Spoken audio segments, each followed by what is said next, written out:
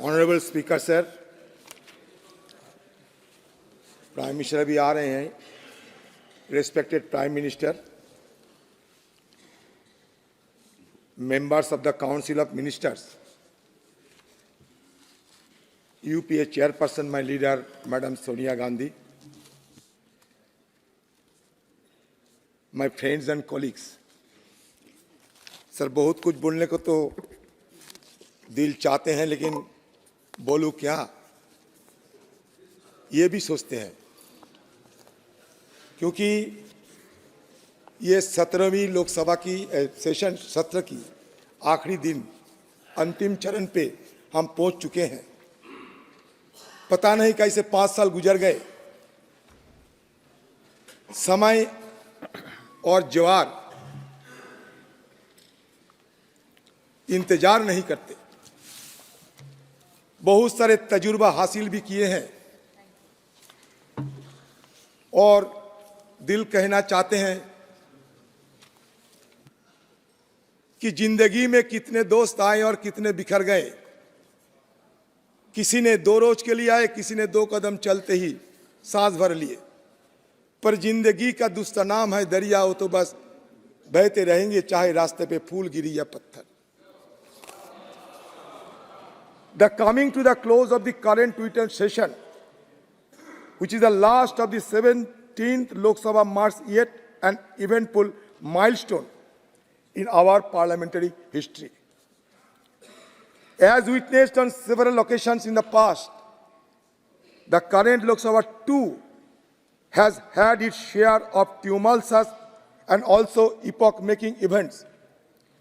We have witnessed the inaugurations, opening and shifting of the venue of our parliamentary business to the new Parliament House from the iconic Parliament House building, which has now been renamed as Samvidhan Sadan. We have got accustomed to, or some old-timers like me are still in the process of getting accustomed to the environs of the new Parliament House. We have commenced the journey of our Parliament from this new Parliament House from 19 September 2023 onwards. I would like to recall at this juncture that it was on 19 June 2019, that is, 2 days following the commencement of the first session of the current Lok Sabha, that Sri Om Birla was elected as the Speaker Lok Sabha. Right from the day of assuming office, Sri Om Birla has been steadfastly taking and is continuing to take a number of initiatives for smoothening and improving the parliamentary practices and processes and providing better amenities and facilities to the honorable members, be it accommodations, medical facilities, transport, or appropriate support mechanism for discharging one's parliamentary duties. Being the chairperson of the Public Accounts Committee,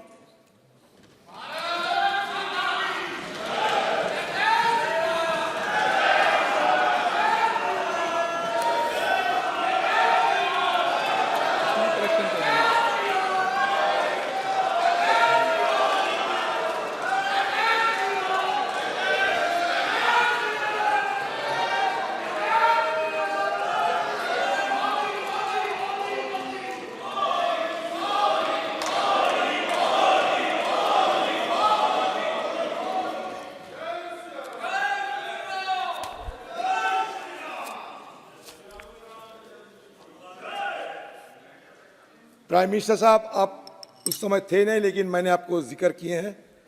respected prime minister बोल चुके हैं।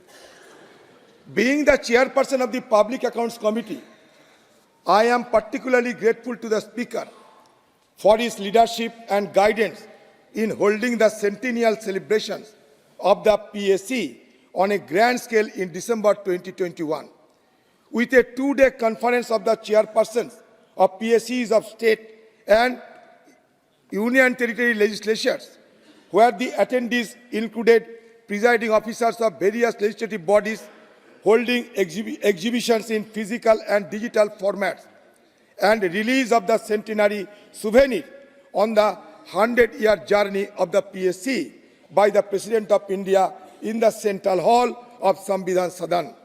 The event was truly epoch-making in the history of the Indian Parliament and its committees. While we have discussed, debated, and voted upon a number of matters of public importance, we have also had a fair share of adjournments and loss of business time of the House. Those holding alternate or different views tried to get their points across, which ultimately led to disruption. This is a part and parcel of our democratic process. Debate and discussions are the hallmark of our parliamentary system, and adopting even the remotest method of browbeating or stifling those holding alternate views on policy matters and issues is best avoided. Despite the pulls and pressures of the times, the Honorable Speaker has always maintained its composure, accommodated or tried to accommodate all sections of the House in expressing their viewpoints, and conducted the proceedings of the House with diligence and dignity. In the last 14 sessions of the current Lok Sabha, which will soon come to a close, we have had a good share of events of immense concern to the people and the nation as a whole, as well as those of significance. The opposition in the House played its role responsibly in raising and debating on issues of immense public interest and concern. To recall, such matters that we raised and debated on included the fallout of COVID pandemic on the common people in particular, and the government response to the situation, threat posed to our nation's security with the aggression and hostility of our neighboring countries, problems posed by pollution, rising levels of unemployment and jobless growth, and the effect of increasing inflationary pressures on the lives of common people. In the previous session, that is the 13th session, we witnessed the unfortunate incident of security breach in the Parliament House, which obviously is not a good sign and does not augur well. I can see and understand that remedial measures are being taken. With the augmenting of the security apparatus, I am sure that we will not be witnessing such incidents or face any form of security threat in future. In statistical terms, the 17th Lok Sabha has been very productive, with a very significant number of legislations passed, questions posed, matters of public importance raised during the 0 hour and under Rule 377, and discussions held on matters of public importance. The legislations enacted by us in the current Lok Sabha include the Constitution 128th Amendment Bill 2023, providing for reservation of seats to women in the Lok Sabha and other legislative assemblies. Yet, the work pertaining to empowerment needs to be carried forward as social classes cut across gender and the weak and deprived too deserve a chance for betterment.